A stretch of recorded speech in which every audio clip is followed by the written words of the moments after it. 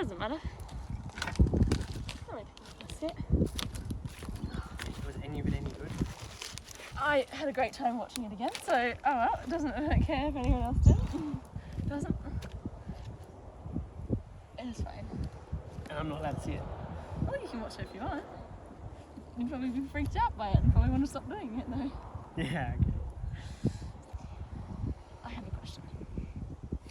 Do you think time is linear?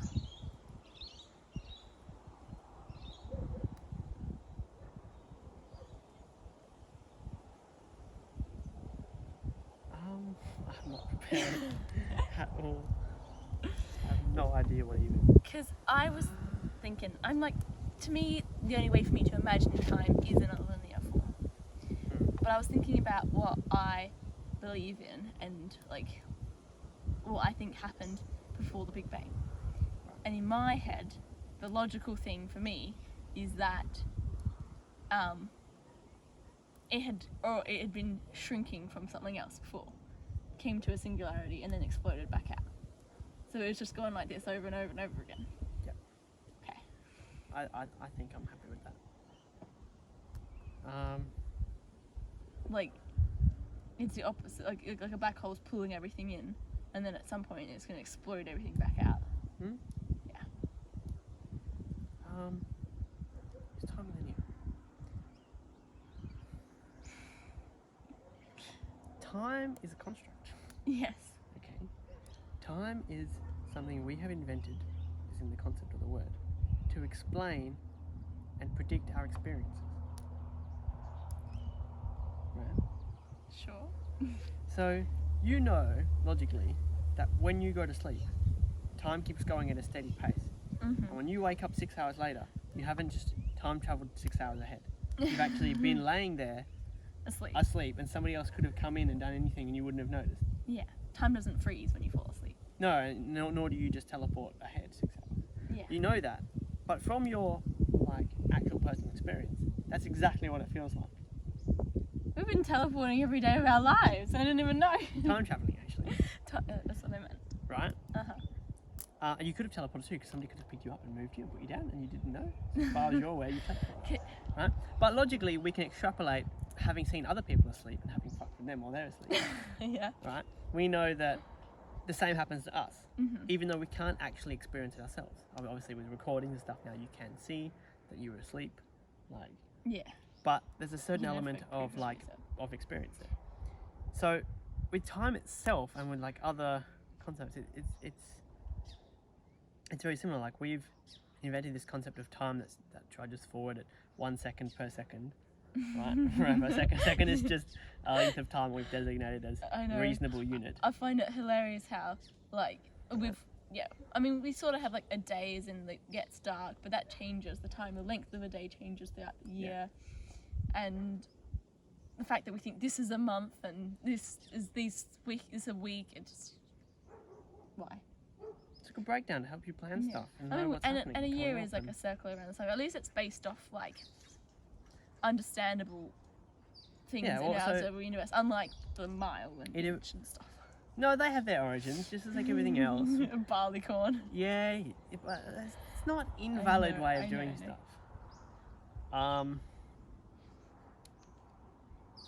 In fact, I really like a base 12 system for counting, which the inch is.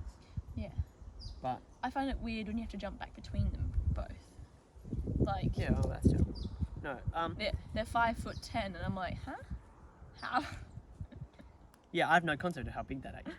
Well, I don't know, but we use feet a lot for height in our everyday life. People, especially in Australia, in European countries, okay, you're 173 centimeters, which is tall. I'm 154. But I know that because I went and investigated it. But most people in Australia know their height by feet. Yeah.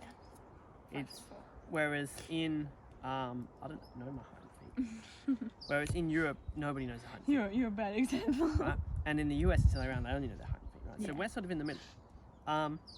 But we still use different measurements for different unique things, right?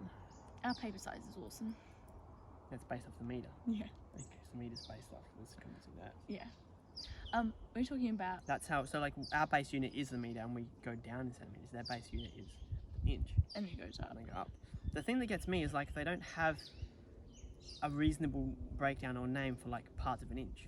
So you end up with the weirdos of 3/8 of an inch. So you got to mentally break an inch into 8 pieces and select 3 of them in your head, and that's just ridiculous. You know. Whereas if you say, you know, a centimeter, you sort of conceptually know roughly how big that is. 10 centimeters, and then you know 100 centimeters is a meter, right? Yeah. And then you can just say half a centimeter. But a centimeter is smaller than an inch, right? So it's already like once you get any smaller than that, like It's just millimeters, and it's like you just need Yeah. precision. well, exactly. We have a name for millimeters, Yeah. and we use mils as well for lots of stuff, and for machining and whatnot. You might say 30 mils, just as easy to say 3 centimeters. Yeah. But that gives you that extra level of precision. It's like when you write down an answer for an equation and whatnot, and you put 0.0. I mean, realistically, if you leave out the 0, you know that it's the same number. Yeah. But that means that you've determined that it's not 38.1 and you've round down to 38. It's actually 38.0 and then maybe something else. So it gives you that extra level of precision for important calculations like that. So that's why you do that. When we're talking about time traveling in our sleep. Yeah. When I was growing up, I don't know if I said this before, if I told you before, I feel like when I was awake, I was dreaming, and when I was asleep, I was awake. Yeah. I just remember feeling like months that I was living in the opposite. Like I was awake in a daydream just the whole time. It freaked me out. And if you're in a very monotonous, repetitive situation, whether that's going to school every day or whether that's And a your job, dreams are the things that change. yeah, and your dreams are exciting, interesting, you sort of have a better connection to that, and you want to Spend more time Yeah. dreaming. like that's a lot of it people experience during lockdown. You know, they're inside all the time, you know, not so much exposure to sun, and don't really have anything to do, and so the days blend into each other, and so you're sleeping and you're awake at odd hours, and it all sort of melds into one, and you can't differentiate between them. You know? Yeah. It's become a much more Makes time seem like it's going commonly faster. accepted experience these days with lockdown times. My eye is watering. Like those 3 weeks that I was isolating, no, I don't know what happened. Well, yeah, exactly. I only had to do it for 7 days. It's just gone. Yeah. Oh, did I show you my bookends? I'm so sorry about my eye. That's okay. But it's irritating. Bookends. I made bookends. I did the exact same thing I did with Dad by myself. Did you do with that? You know how we bent the shower rack thing? Oh, yeah. So I did the same thing. I cut it, I polished it, sanded it, and then bent it into bookends. On my bookshelf. The things that stop them from falling apart. Oh. Yeah. Right. That makes sense why you'd have a big flat piece of metal. Yeah. Okay. So, I don't know why. I was very impressed. I did it with Dad helping me, and then he was gone, so I did it myself. I'm gonna make an easel now. And I'm sitting in the worst spot. the sun. Mm-hmm. Can move. Just lean forward slightly, but then it takes my core muscles, which I don't have. Cross your legs, and then you can sit up a bit. It uses flexibility as I don't have. Can't cross his legs. Oi! You've never been able to cross your legs. I couldn't till year 3. Year 3. You know when you were 8. Do you want to know why? Why? For some reason, even in year 3, maybe it was you, I don't know. It was painful to sit on the mat. They had you sit on the mat for 6 fucking hours a day. You had school for 8 hours, and 6 of them were sitting on the bloody floor. Awful. You can't listen to like somebody lecture you or talk to you for an hour on the fucking floor. Maybe for 5-10 minutes when you're sitting down, like, I don't know, for something important. But all day, and it fucked up my back. Like, I could sit decently well in the cross-legged position. As far as I remember, I don't really remember. But at a certain point, I was getting tired and it was hurting me, so I would move and I'd lean on my side, and then I'd lie this way and I'd sit that way. And eventually that sort of became my default because it was more comfortable for extended periods of time than sitting cross-legged. At which point, going back to cross-legged, I couldn't really do because I'd lost that flexibility in the year since I'd not really done it. And so then I stopped doing it, and then from that point, we started sitting on chairs, which was great because we could sit on chairs. But I never had to sit on the floor again. You know, and you're much more flexible as a kid than you are as an adult. Yeah, so all those people Unless who got their splits when they were like 7. But unless you maintain it and keep doing it, you lose it. So that lots of people I know can still sit cross-legged because they still do it occasionally, but I never do it anyway. Do you want to try? I'm sitting on this weird thing. know. It It's not- hurts. Yeah, not too bad. I usually sit like this. I'm not flexible there at all. You're so predisposed as a man to not be able to do it as much as well. Perhaps that's just culturally you sit down and cross-legged less. I don't know. I just never do it. All the like Asian But then, squat, the other. which we can't do. Yeah. Then the other thing though was like when I went outside for recess and that, I wasn't like a sitter. No. Like people sit around cross-legged and talk all At lunch high school or whatever. Especially in high school when a lot of people didn't go out, and I never sat down. I was always standing up. Because you spent 6 hours sitting down before. Oh, I sit down all day in class. Yeah. Well, I was exactly. not ready to give up the playground when we went to high school. Oh, I know. And that's probably Neither because we went up a year earlier than everyone used to, as well. But I was like, where's my playground? Yeah. And school, even though it was a sporty school, it just wasn't inviting to go out and play sport. Just on the hot oval. Yeah. Or like in the gym, but I wasn't, you didn't really want to go out alone. It was kind of intimidating. I didn't really have anyone to go out with, so I just didn't. Yeah. I wasn't really sporty stuff at that point. I like climbing stuff. For a long time I thought, like, I never associated myself as a sporty person. And I was like, we're not a sporty family. And then I learned that Nan and Pop met through playing sport. and Nan's been playing tennis for years. You can't say. I know. Nan hasn't been a sporty person. And I'm like, and Dad, we always had like Dad's been playing water polo. I just kind of stopped when I went to high school, so. Yeah, played a little bit of sports. Like I picked it up mostly in high school. I started doing squash. Yeah, but like as And kids, then once we I beat always everyone in the state at squash, yeah, you're like, I'm done with that one for now. No one then I else moved will on to challenge me to hockey. skating. Well, yeah, I did dance for years, but I was terrible at it. Could never remember the dance routines. Kind of thing. Yeah, I did it until, actually no, years. I did it until year 3, from like, I was 2 until I was 8, and then I stopped, and then I went back. But I always did it at high So school. I did. That was cracking. Which dance did I do? What was the year? You went until you were like year 3, I did a bunch of dance, and then I said I'm gonna have a year off. and then you never went back. No, listen, no. happened? Let me I tell don't know the what happened. story. My goodness. Okay. I said to Mum, I'll have a year off because I was tired, Mm-hmm. but I'll go back after that. And Mum's like, oh, sure you will, bullshit, right? And everyone she spoke to was like, yeah. So because I was a stubborn bastard, I was You like, went back. I went back, and I did that extra year, And you were like, and I didn't hate it. It was fine. yeah. I just didn't like, I would have loved if our dance school had pushed us more. But it was Yeah. just dance for fun, which was cool. So, and then I was always tired after school as well. so then, that was like year 4 was my last year or something. Yeah, that makes sense. Because I didn't year 2, skipped year 3, did year 4. Mm-hmm. And then in year 7 and 8, I had to do it as a compulsory, and I was quite happy with doing that, so I did that. Yeah, Didn't mind. enjoyed it. I really liked dance at high school more. Just 'cause it was pushy. But like I started singing, I did singing lessons for a year. And then I was like, I'm going to do musical theatre. I was doing musical theatre, it was pretty crap. And I was like, no, I want to go back to dance. And then I somehow lost singing along the way. And now I'm like, oh. And then I always think about choosing our instruments in year 5. And I chose clarinet because I had thought about doing it and then you did it. And then I was like, oh, we have the instrument and I'll do it. And now I'm like, I should have chosen guitar. Like, why didn't I choose guitar? I didn't even know what guitar was. Everyone does guitar though. I know, but I don't know, because you don't know what would have happened. It'd probably be a completely different person. But Yeah. whereas, I did piano for long enough. yeah. Well, you were actually pretty good at piano. I was not good. What are you talking about? Like, I was. Just because Okay. I was 2 years older. Yeah, but you always. Not I necessarily. always got annoyed at our teacher because she wouldn't let me do the songs I wanted to do because you had done them. Or they were your level and not mine. I was like, well, find one that's my level then. It wasn't that I'd been doing piano longer. You practiced more, much more. I just wasn't. Well, so it was interesting, right? So we started at the same time, Yeah. but because I was already 2 years older, Mhm.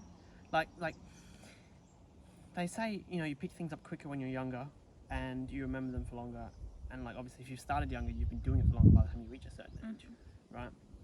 But at that sort of time as well, the immediate effect is you got to start with simpler stuff. Like I shot ahead as I was older. And I don't know, more willing to practice or more able to understand concepts and stuff. Focus for longer. Shot ahead, and then sort of I was always consistently that bit ahead. Yeah. But then if I had stopped and you kept going until you reached my age, you would have been better at that age. Probably. I just did the lesson and then didn't think about it until the next week. I did all of that. Yeah. She didn't. Yeah, I know. That 9 years before we changed teachers, I was like, yeah, I don't know about that. And then other teachers stopped teaching. Yeah. Well, I stopped before that. I know. I did like learning, like the lullaby one and stuff. But like piano is one of those things, like one of many things that I'm tangentially interested in. Yeah. Like there's so many things that I'm interested in a little bit, but nothing I'm really interested in. I just like there's people who are obsessed and passionate about one thing and like. You know what I find really interesting, right? I've never followed a sports team or been a supporter of a sports team, so I've never felt that like, because people like that camaraderie and that sense of achievement, even though it's not them, sort of thing, right?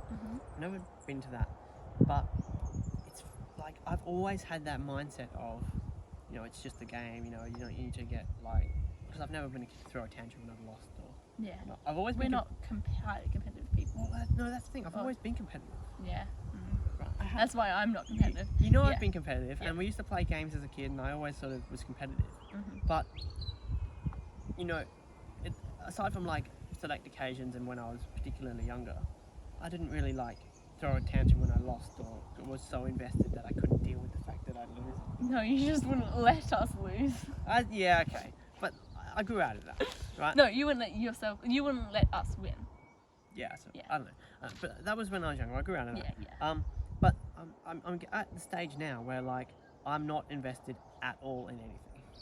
So like I go and play hockey because it's fun and I enjoy it, but I almost think I would enjoy it more if I cared more about the outcome.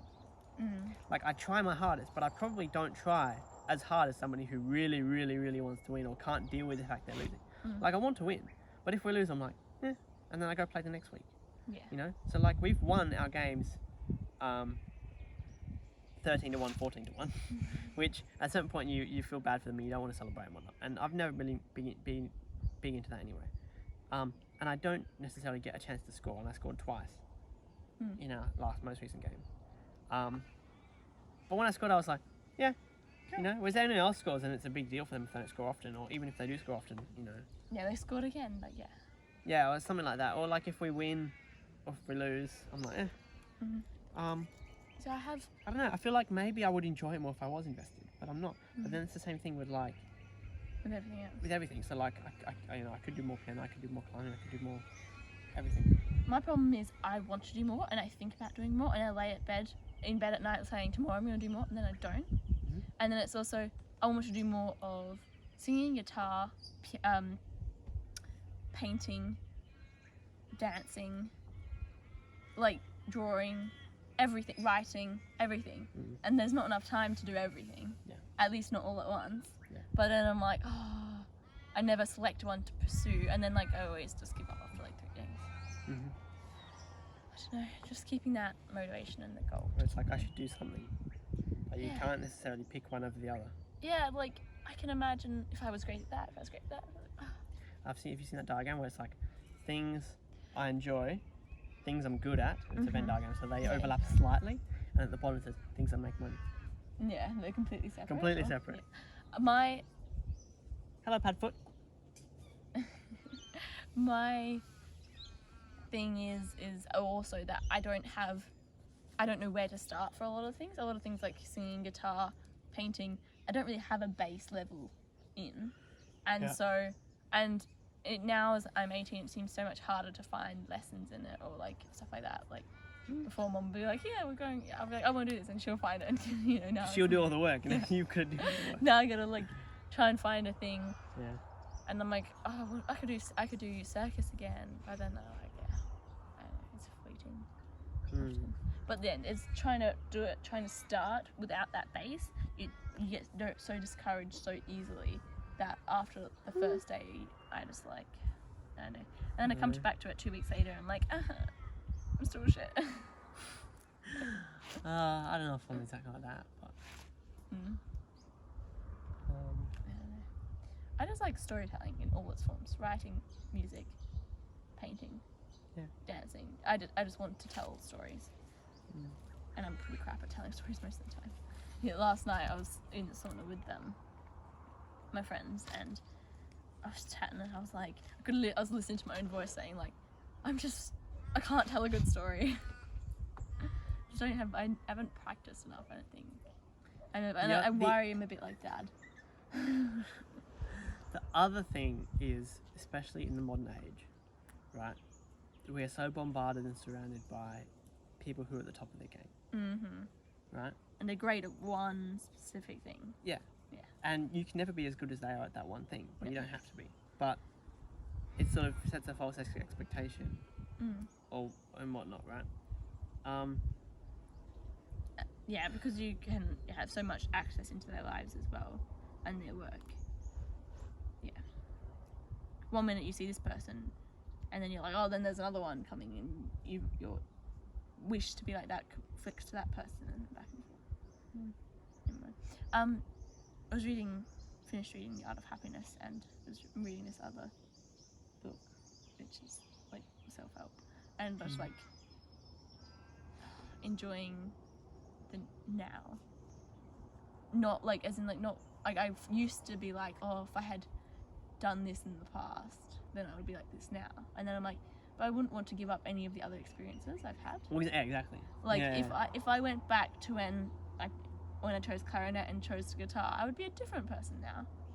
Like I might have never gone to Nepal. I might have never Oh yeah, there's that butterfly effect of like you change one small thing. Exactly. I get that, but in that sort of scenario, you sort of assume that big stuff like that doesn't necessarily change. But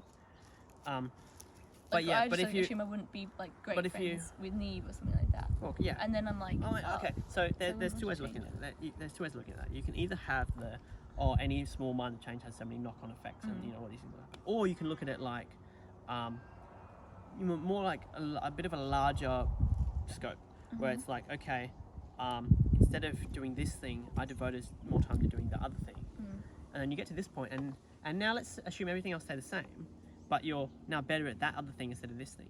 Yeah. Right? And you're here now, and sometimes here you're like, oh, I wish I'd done more of that thing, the other thing that in this scenario you did do, and that scenario you didn't. Yeah, and you just don't know because you're in this scenario. But it doesn't. Yeah, but it's like either way, like that you'd have to give up the other one in order to have that. You can't have them both. Like I'm a great skater. I wouldn't be a great skater if I was great. But yeah, because you would have devoted that time to learning the other thing. Yeah. Right. That's exactly right. So now my problem is I want to choose something this year and just focus on it this year, and then but like I just haven't chosen anything yet, and it's the quarter of the way through the year. This year's going really fast. Yeah. The weeks are going fast.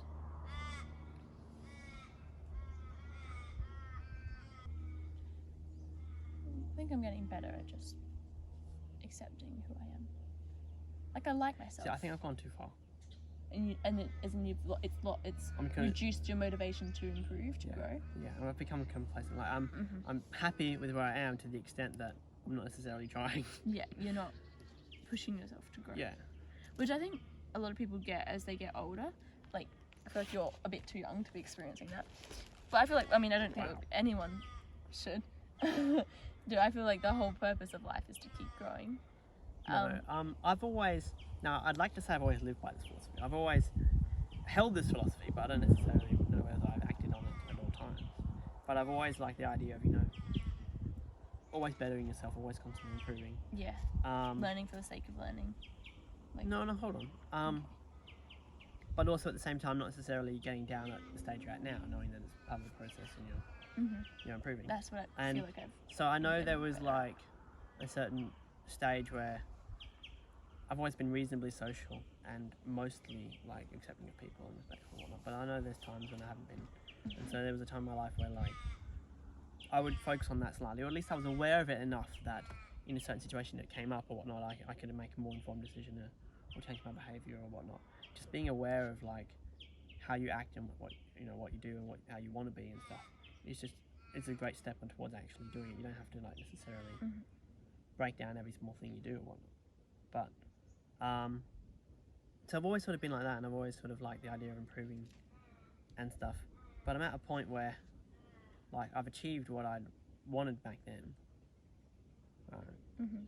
And I don't really know if there's further to go unless I become like, there's a certain element of you could become completely selfless and devote all your time to others. But then obviously people who do that often don't have time for themselves, and they're more of a burden because they're not looking after themselves. That's a thing you got to worry about. Are you happy? But yeah, most of the time. Most of the time? Then, yeah. But you always want to be.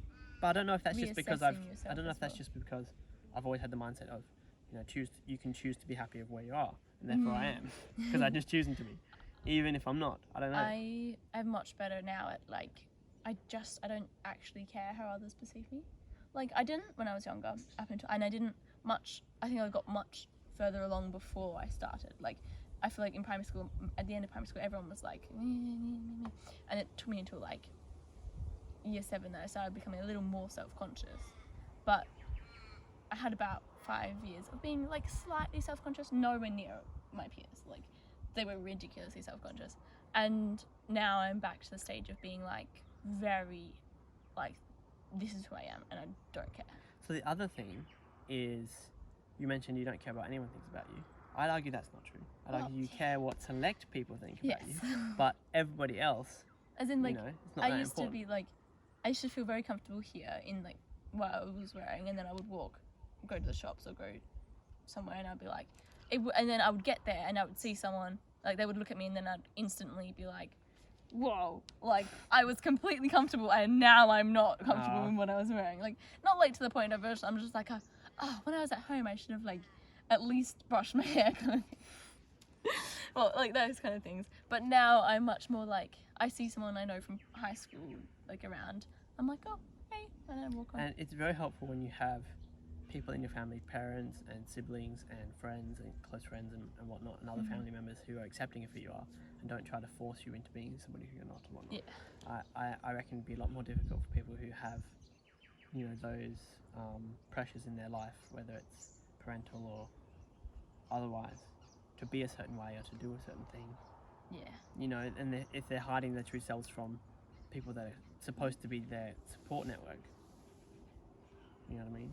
Whereas we've got the luxury of, vast majority of people that we're close to in the opinion we value and whatnot.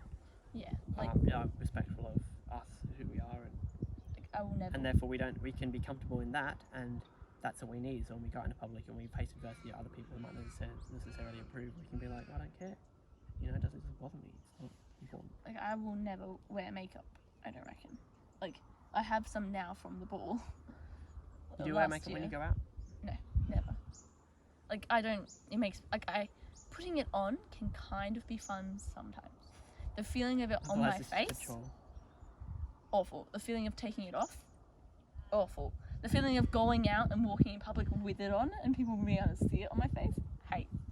I just don't like it at all. Like, yeah, like it's kind of fun to put on sometimes, but that's about it. I'd argue that's a very different mentality than a lot of people have. But then, a lot of people don't feel comfortable without it. Yeah. And I don't want to ever be at that point. But I'm also think I'm very lucky at the fact that my best friend's the exact same. Like, she does not own any makeup at all. Fair enough. And whereas, and like some of my other friends do, like Leah does. But like it was always like, I remember like in year 8, them just like starting to wear makeup, and I was just like, I don't want to spend money on that. Yeah. I don't want to put that on my face. I don't want to take it off my face. I don't want to have to deal with any of it. I'd rather just get up, wash my face, and walk outside. But it was never like a pressure. I never felt pressured to do it. I would just forget about other people doing it. I was thinking about what you said about wearing something at home, feeling comfortable at home, but the second you go out in public, it's only when someone looks at you and you're like, you're certainly self-conscious of what you're wearing. I was thinking about whether I've experienced that and sort of how I feel about that, and very specifically came up last week when we went to the movies. Yeah. And I was too lazy to get out of my pajamas, which is basically just like trackies and basically what you're wearing now. Well, I put a nicer shirt on for this. Yes. My regular shirt. But like we're going to the movies, you're sitting in a dark theatre inside. You want to be comfortable anyway, you know. But we did have that hour or so when we were in the shops before the movie started when we were walking around, and I did at one point register that I wasn't wearing my regular clothes. And I was like, oh, that's interesting, and then I forgot about it.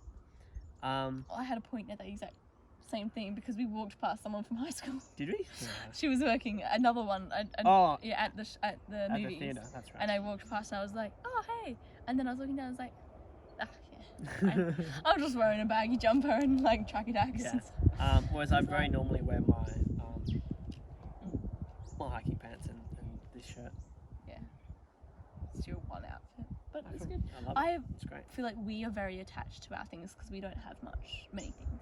I think that's good though. Yeah, no. Have few things that are important to you instead of having loads of things that are. But I was just reflecting on this today, actually, just like how much I value different pieces of my clothing. Like my Nepal jumper, I love that jumper so much. Like this jumper, I have like, I have a box. My like, of things I've outgrown or like toys and stuff I don't want anymore, but they're nostalgic to me. And there's like a stack of different clothes. Nepal jumper? This is my new jumper. Oh, that's right. Propaganda, but it's Patagonia. Patagonia. It's the Patagonia style, but it says propaganda. Right, fair enough. I just found it in the store. It's cool. But like, I have like a box full of like the old things I used to wear every day that meant a lot. I don't have. I was thinking about it when we go traveling as well, what I would take, or if I was hiking, what I would take. Yeah. And I look at it and I'm like, I love it so much, but also if I lost it, how would I feel? Have you noticed I've been wearing that Hawks jumper a lot more? Are you trying to, because at the start it doesn't have any meaning to you? Yeah, well, I don't know, like, because I haven't, because I bought it because, you know, might as well support my club. Yeah. But I didn't wear it, like I've had it for over a year, and I didn't wear it last week. And it's not a not comfortable jumper, it's a nice jumper, but it's a jumper I'd wear at home, it's not a jumper I'd wear necessarily out somewhere because it's too big. I'd put on my other jumper. But I've decided to make a conscious effort to actually get used to it, otherwise just sitting there, you know, doing nothing.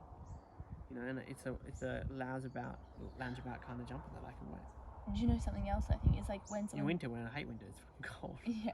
It's like when someone gives you a piece of clothing and you just... Like, I remember Grandad gave me a pink jumper once, and I hated the colour, but I loved the jumper. He got it brought it back from one of his travels, and I just remember wearing it a lot until I didn't really particularly like it, but I always associated it with Grandad. Like these socks I got for my birthday once, and I always put them on, and I'm like, I remember who gave me these ones. Just stuff like that. But, I feel like when I first bought this jumper, I kind of regretted the purchase because it wasn't like a cheap jumper, it wasn't expensive, it was just like every other jumper. But I bought it and I was like, because I didn't know if I would like this one, like the pattern of it, the colour of it. And I bought it, and then I walked, and I'd been searching for a jumper for ages because I'm that kind of person. I walk for ages for the one I want. And then I went into the next store and I was like, I should have got this one instead. But I was quite happy with this purchase, but I was just scared that I'd made the wrong choice. But the first 3 months, I just didn't. I was like, about it, and now I love it. Fair enough.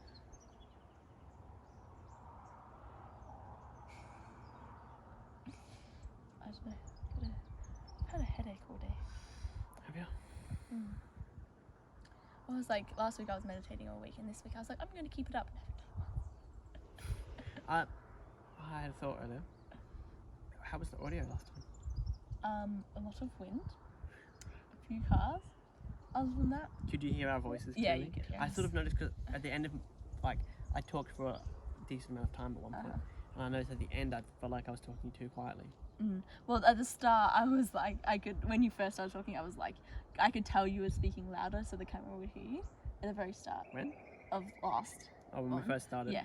And then by towards the end, you were talking normally. I know that they both sounded fine, but like, I just remember I was like, giggling at the start. I know because because it was just so weird for me that you were talking about it, which is, I mean, I probably should have been doing it too. Yeah. But I was just so like, ooh. Anyway, you wanna stop? No. Okay. How long have we been talking for? I don't know. I don't know when we started either. Like 20 minutes, maybe slightly more. It was 22 when we were first getting the bucket. Oh, okay. Dad needs to know about the bucket. You're on a bucket. No. Oh. Sun's very nice. Yeah, if you just lean forward slightly. There we go. It's in my eyes now, so sharing this. Are you turning this way? Look at me. You gotta look into the sun. Look I have at this the problem at work in Mm. the pools. Mm. I work as a swim teacher. Yeah. Context. Yeah. And Saturday mornings, Sunday mornings, I get into the pool and the window's coming straight down. I'm on the Glare end. off the water?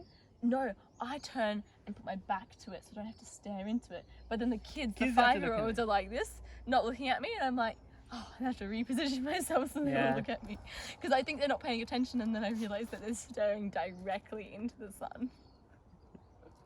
I feel Who so takes bad. priority in that situation? Well, I got about a season swimming, so I gotta kind of be standing like away from it so I can actually see. But it's fine if you stood up, but I gotta crouch down in the water to be able to talk to them. Yeah. Every Saturday. It's alright, not doing that anymore. Just Saturdays. Yeah, Fridays will. And I'm so glad that I'll be out of the water for winter though. God, Yeah, true. It's getting so cold. How did your Even last night. your trials and stuff go? Good. It's a bit boring Boring. for the training. Yeah. What'd you do? You just stood there. Sort of, and listened and sort of did stuff. But it was a repeat of my practical hours. And I got a very hands-on, thorough practical hours, I think, than most people did. And I did it at the same centre. So they, I knew the lifeguards and I knew everything. So I knew all their systems. So I was just repeating that, and it was boring. And this time I was with 3 other girls, so it wasn't me doing everything. So actually there was less for you to do, so it was less. Yeah. So when you're actually working as a lifeguard, Yeah. what do you do? So there's the standing and watching the pools part and walking around between the 5-ish pools, depending on which ones are open, and the interacting with patrons. And then there's also the setting up of equipment, moving of signs, putting the creepy crawly kind of things into the pool each evening, packing up. But then there's also if someone has a medical emergency, I'm the first responder, and if someone comes up to you seeking a band-aid or just other stuff. It's really wide range. The actual There can be rescuing. hours where you do nothing, and then all of a sudden it all happens. Well, the morning shift, you're doing a series of things. You get there, you take out the dolphins, you lay out the mats, you make sure everything's clean, you make sure everything's running properly. Put out the signs at each of the lanes that tell people what's going on in the lane and if it's free for them to use. And they change throughout the day, so you set them up, and then you have half an hour before. You're there half an hour before the patrons come in. So then the patrons come in, and you're monitoring a pool, walking around a pool, checking the steam and sauna in one section. Telling people off, or helping people if they need help. And then every half an hour you change to a different pool, and you just go around and around and around. So you don't get burnt out on looking at the Yeah. same place. And you might be monitoring the slides. That's a different shift, but they have slide shifts where you're sending people up and down the slides. They have you're walking around making sure that everyone under 7's wearing a band, or that their parents are in the water with them or within arm's reach. Everyone over 7 up until 12 is being watched by a parent. So there's a lot of talking to patrons, saying, have you heard about our water, our aqua code, no, our safe around water code, whatever it's called. And then there's the being prepared in case you do have to jump in the water. There's cleaning up vomit and stuff like that. And then there's the closed shift, which is everything in reverse. Oh, we've also got to pack up the cafe and unpack the cafe each day. As a lifeguard. We You put do out the the cafe. tables. But yeah, the lifeguards are the main people that keep the pool functioning. And the DM, who's leads the lifeguards, they're the What does that responsible stand for? duty manager. You always have to have one on site. Don't at ask least. why I clarified. Oh. No reason. And they Not have to make sure all the chemicals in the pools are level and that the pools are all working correctly. And then if a major emergency happens, they're the ones organising and everything, making sure it runs okay and that you're doing everything you can. Cola! Come here! I thought it was nice. She won't respond to that. I know she won't. She won't respond to Colleen. She's a very selective human. Like 1 minute she'll be beautiful and perfect and listen to everything you say and be incredibly smart, and the next she'll just be bolting. No. People. Yeah. She's a toddler, she's going through some things. She is. So yeah. I don't know. I think I will be okay in an emergency. Like, I feel like I'll keep a level head. I've already called an ambulance once. Called on me. She had an anaphylactic reaction. Who called it on you? No, that was the school. Twice, no. Why? And then there was the doctor's office the second time. Yeah, I don't know if I'm... Yep, like, I'd be too relaxed. I don't know. And it's just like at the moment, I'm not sure. I feel stressed about getting your area covered, right? Before you do anything, it takes your eyes away from the pool, you get your area covered. So you say, can I have cover on the 25-meter pool? But if there's a rescue, you say like, rescue, 25-meter pool, and then you drop everything. So you drop your radio, your bumper, you kick off your shoes, jump in, save them. But yeah, that part's the part that scares me, because there's also like if you need to talk to a patron and it takes your attention away from the pool, you call in for a cover to someone come alleviate you, so you can watch a pool. Do they have enough people for that? Well, the 25-meter pool and the warm water pool are side by side, and they have a lifeguard each when people aren't rotating. The rotations always start from this place. So because the one lifeguard can monitor both pools, it's safe for them to do so, because there's like a glass panel in between and you just walk around between the doors monitoring. Yeah. So if someone needs a cover in one of the other pools, the 25-meter passes their flotation device to the warm water, which signals that you need to watch my pool as well, and then they go out to help you. So if there's a major emergency, they will go, and then the DM will come as well. But if you just need to cover them, or if they're too busy, the DM will come, and then that's just if we have minimum lifeguards. Sometimes we have sometimes there'll be a lifeguard just doing odd jobs, like making sure fixing things that are broken and cleaning things and stuff, so they can come help as well.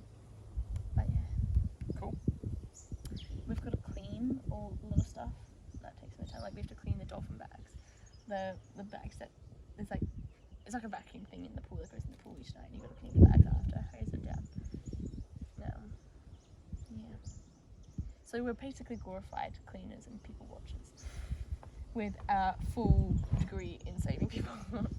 Yeah. Full course in case we have to. The important bit. And so we have our CPR, we have our first aid, general first aid, and then we have our water rescues and water first aid. And then, like, what do you do if there's a spinal injury? But then, like, there's spinal injury, but they're also not breathing. Which one do you prioritize? It's really funny teaching, because we just did water week at swim teaching. It's really interesting and quite funny to be teaching kids how to be safe around water.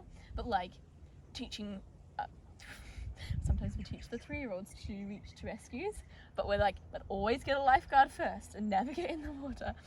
And then you get up. Reach rescues, what? Leaning from the side to pull them in? Yeah, like just trying to make sure that if they notice someone in the water, like their friend or their brother who's drowning, that they don't jump in to rescue them, because then they could start as well. That they find something that floats and try and reach and pull them in. Yeah. But trying to explain that even to like some 6-year-olds, you're like, okay, so I want you to lie down. Now why don't we stand up when we pull them in? And then you pull them into the pool when they're standing up. And you're like, that's why. And why do we not get in the water in the first place? But then you get older. You get to drown kids to show them. I get to pull them down. It's like, so fun. Yeah. They're trying to rescue you. Yeah. You're like, hey, okay, so I want you to just come and rescue me like you would, yeah? And then I pull them under.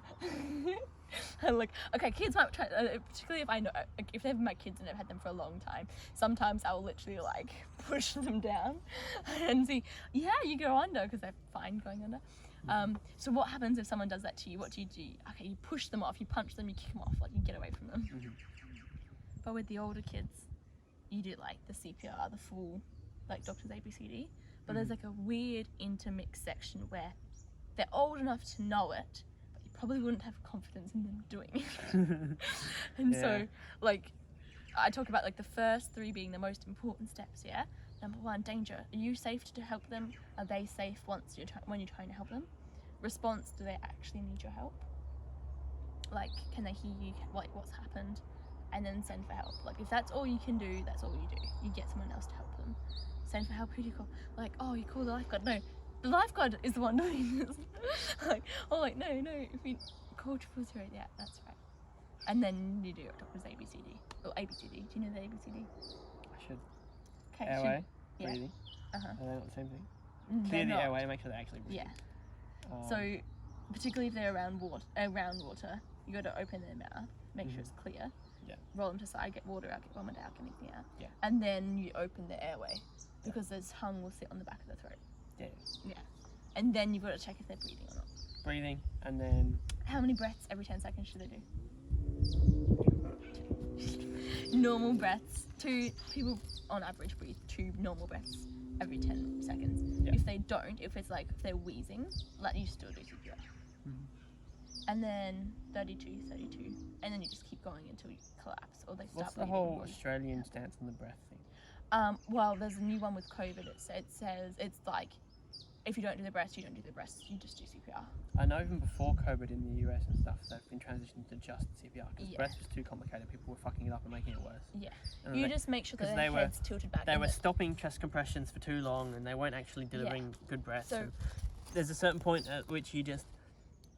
If you are pumping their chest correctly, you are pumping their lungs as well as their heart. Yeah. And so they will breathe in. As long as their head's tilted As long as you backish. clear the airway. But if it's a baby, you don't tilt at all. Otherwise, you can suffocate them. Because their tongue's too loose? No, because they don't have the neck's not as big. And if you tilt back, the esophagus gets crushed a bit. A child a little bit, and adult all the way back. So it's better to have 2 people, one person holding their head back. And for us as lifeguards, we're trained to use oxygen as well. So you put the oxygen on, and then one person doing compressions. So if you're by yourself, you do 30 compressions, make sure their head's still tilted back, and then go back to 30 compressions. And then someone else needs to run to get a defibrillator. And where did the defib pads go? Here and here. Yeah. And then on a child, it's like this. Oh, it's opposite side. Yes. And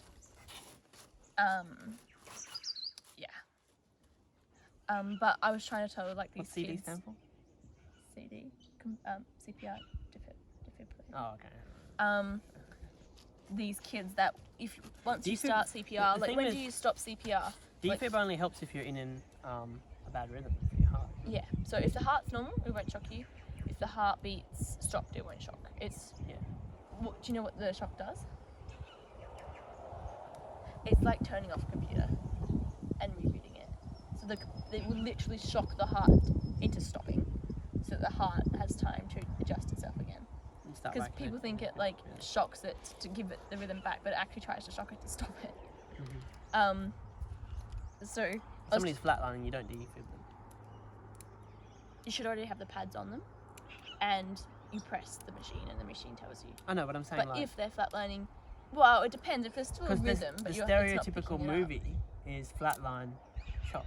Oh well, But I don't. like that could be the rhythm changing, as in like it's being steady and then it stops, but there's still electric current flowing. It's just not, instead of being like this, it's now like longer gaps. So they're flatlining, their heart hasn't stopped yet, but it's stopping, or the rhythm's becoming out of whack again. What if it has stopped? Will the shock actually do anything? No, it won't shock at all. No, but I mean like if you did shock. No. So just telling these kids like, like when do you stop compressions? And like once they're breathing, you're auto-exhausted or someone else takes over. Are the only times. The other really important thing is because you can't like if you're assess if they're dead. If you're doing something in an emergency situation, don't ask people to do stuff. Don't tell people to do stuff. Yeah.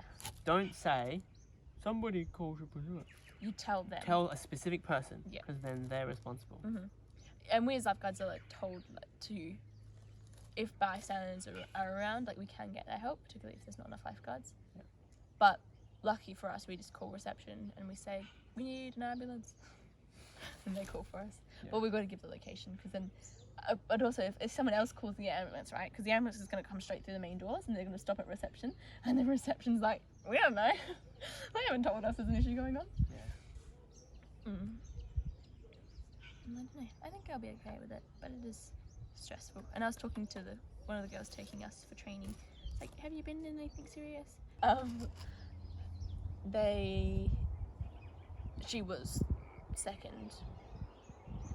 What's the first? Second responder to it. So they actually talked about this during my training, because like the proper training I did, because it's such a, he lived and he is okay with them sharing all details about it, and they got it on security footage, so they use it in training videos. So he's in the middle of the 50 meter pool. So he's in the middle lane, he's halfway through swimming, he's like regular, he's in the middle and he stops. And the guy on the lifeguard on the side, he's training to be a doctor. And nurse, sorry. And he's watching them, and he sees him, knows immediately that he's gone to cardiac arrest. So Rick calls it in, drops everything, jumps into the pool. Pool's running this way, he's over here, right in the middle, has to jump in, swim under all the lane ropes, grab a guy who's twice the size of him, drag him 25 meters back to the end, the shallow end, but there's a diving lip, and so by that time, the girl who was taking me is out there. They pull him up out of the pool, start CPR, and yeah, they're doing CPR for like 3 minutes before, and then ambulance comes and stuff like that. Yeah, and now he comes swimming again, and all he's got to do is he's got to let reception know he's going for a swim, and they'll radio the lifeguard, hey, Bob's in today, I don't know his name, you know, and he just goes back for a swim. And then you do a lot of therapy afterwards. Yeah. Everyone needs it. Yeah. People don't again, I was doing the training, and the person taking us was like, people don't think that they have an issue. Like, he was talking about, he was a surf lifesaver, and there were 2 guys involved. He was the leader. There were 2 guys directly involved in the incident, and I think that the person survived, but I'm not sure.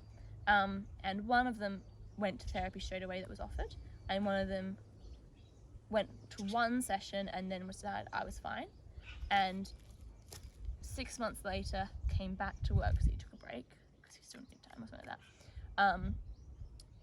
And there was a slight incident, complete breakdown. The other guy was completely fine, and now 2 years later the guy is still having issues because he didn't address it straight away. Sorry, I just talked a lot. No, that's good. I was just thinking about some of the people that I work with, and just how Unprepared they would be. I don't know, obviously they don't deal with that sort of situation, Yeah. and they're not trained to, and they're not expected to, but there are altercations. You know, Yeah. people have fights, and, you know, stuff happens. And look, some of my coworkers just can't deal with the simple adversity of, like, having a customer who's not, you know, Right. bubbles and rainbows. Yeah. I don't understand the issue. Like, okay, there's a fight, and you tell security, and they leave. Like, Yeah. As a swim teacher, if anything happens, you just defer to the lifeguards. So now that I'm becoming a lifeguard as well, I'm a bit like, it's gonna become me, you know. I think if something major were to happen, I'd be fine. And I reckon afterwards, I would feel better, more prepared to deal with it in the future. But because I haven't had anything, I know. The one thing they always stress about is that you're never alone on deck.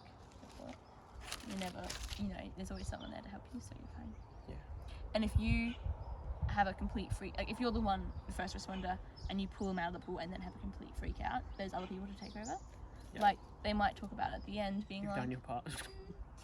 you okay? But yeah, it's like, yeah, you've done your part.